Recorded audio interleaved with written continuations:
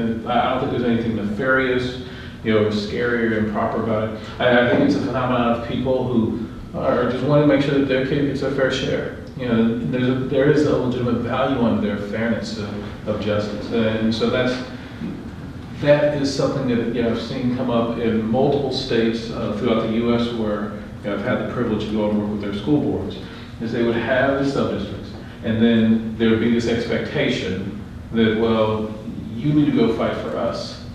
Inside of the context of policy governance, there really isn't a scenario where this is how the board makes decisions. The board is governing on behalf of owners. It needs to understand their perspectives, and the purpose of ownership linkage is important. It's intentional, and it is a constructive dialogue and deliberation between the owners and the board, primarily around organizational ends. So it's not going out and having casual conversations with people who are owners. It really is a thoughtful process in defining what do we want to be asking owners, and how will we use that information in the development of our ends.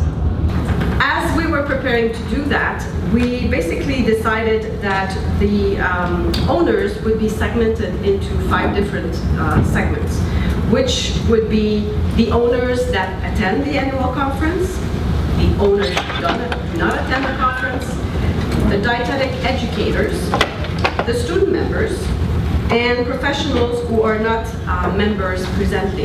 My question for you, first off the bat, do a lot of those apply to you? Yeah.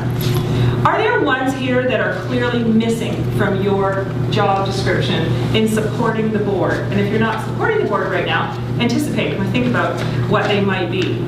Or they could say, actually, no, we want to be accountable to a broader group. So maybe this is a membership, for example, or a set of partners, or a set of similar organizations. And maybe this group is a broader community. These are the people, perhaps, who live in a certain geographical area. And then you could, widen the scope even more, either geographically or some other way, to have an even broader definition of who your owners are. The other way of posing that question, which I believe is much more powerful, is instead of saying, looking ahead 3 years, put yourself into the future. Pretend it is 3 or 5 or 10 years ahead.